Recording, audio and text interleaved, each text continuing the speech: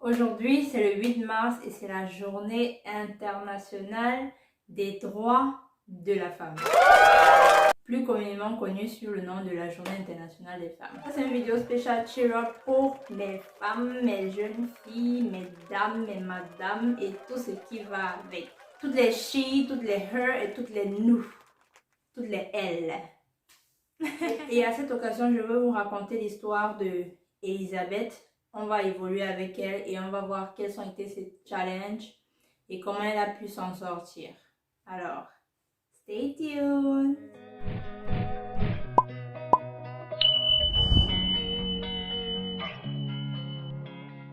Elisabeth, c'est une jeune fille qui a grandi dans une région pauvre d'Afrique et qui a grandi comme n'importe quelle jeune fille de ce secteur-là. Elle a été confrontée à différents obstacles. Elle a aussi fait face à des différents stéréotypes. Et il a fallu qu'elle puisse émerger de là. Alors maintenant, plongeons dans la vie d'Elisabeth. Un matin, Elisabeth dormait et les rayons du soleil qui pouvaient entrer par la fenêtre de sa chambre l'ont réveillée. Comme tous les matins, elle faisait ses travaux ménagers avant d'aller à l'école. À l'école, elle était plutôt aimée de ses amis et elle arrivait à s'en sortir au niveau du milieu académique. Elle était très brillante et généralement elle sortait première de sa classe. Et elle a continué à évoluer comme ça jusqu'à un jour, elle a eu une très bonne note et un de ses professeurs était content mais pas content. Vous connaissez ce genre de sourire retenu là. Le professeur a continué disant que tu réussis comme ça, mais tu n'iras pas loin avec tout ça. Nous savons tous que une femme, quand elle grandit, sa place c'est à la cuisine. Qu'elle aura beau avoir tout ce qu'elle peut avoir, mais tout son périmètre d'activité se résume à la cuisine. Elle est juste faite pour pouvoir tenir un foyer et puis c'est tout. Tu auras beau avoir des diplômes, être excellente et tout, ça ne sert à rien du tout. Et Elisabeth a écouté ça et a été super choquée. Ça l'a marquée et elle s'est dit mais what the heck is this man talking about? Intérieurement parce qu'elle était sous le choc, elle ne pouvait pas parler et puis après elle n'allait pas parler à son prof. Et Elisabeth a gardé ça. Elle a grandi, elle a évolué. Elisabeth a aussi pu avoir un travail où elle a encore été confrontée à ce genre de rabaissement-là, juste parce qu'elle était une femme.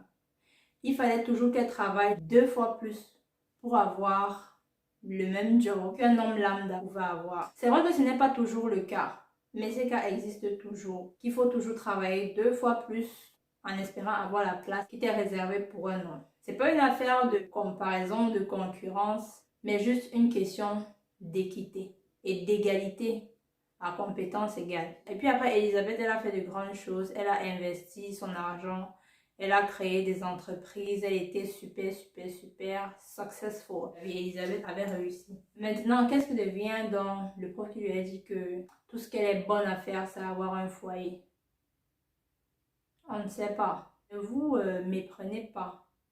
Avoir un foyer, être une femme au foyer, c'est très noble. C'est nos mamans, c'est ce qu'elles ont fait. Investir dans la vie d'un enfant, de ses enfants, c'est wow, c'est magique, c'est le rôle d'un parent.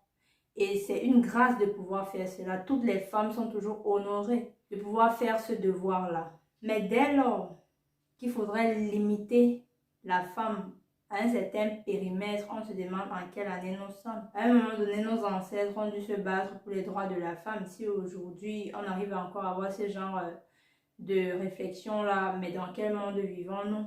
Et c'est pas comme si Elisabeth, en ayant tout le succès qu'elle a eu, elle n'avait pas de foyer. Elle a eu la grâce d'avoir un foyer, des enfants dont elle prenait soin. Donc, ce message-ci est vraiment pour dire à toutes les femmes qui ont été stéréotypées, qui ont été étiquetées comme quoi elles ne pouvaient pas faire autre chose. C'était n'ont même pas eu le droit d'aller à l'école en fait. C'était n'ont même pas eu le droit d'aller à l'école.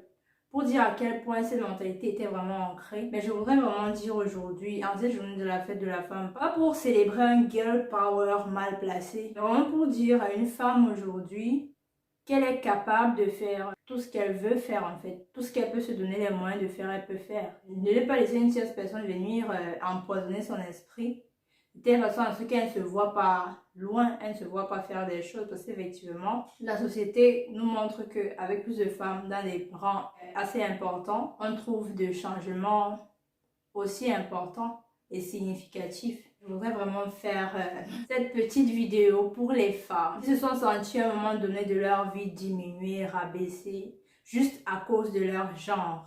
De sortir de ces pensées limitantes-là et de savoir qu'elles aussi, elles peuvent. Aussi les amis, j'ai une question à vous poser vis-à-vis des discriminations qui ont pu être faites à l'époque et peut-être encore aujourd'hui sur les femmes juste à cause de leur genre. Quels sont vos avis, vos ressentis par rapport à ça? Qu'est-ce qu'on pourrait faire pour pouvoir changer les choses? Je vous invite à laisser vos commentaires et ainsi on pourra partager tous ensemble. Dans cette vidéo, je vais vous mettre quelques images de certains blogs, des femmes qui réussissent dans la vie, qui ont réussi et qui font bouger les choses, qui font avancer les choses en Afrique et même dans le monde. Ces femmes-là dont vous pouvez vous inspirer et évoluer avec elles.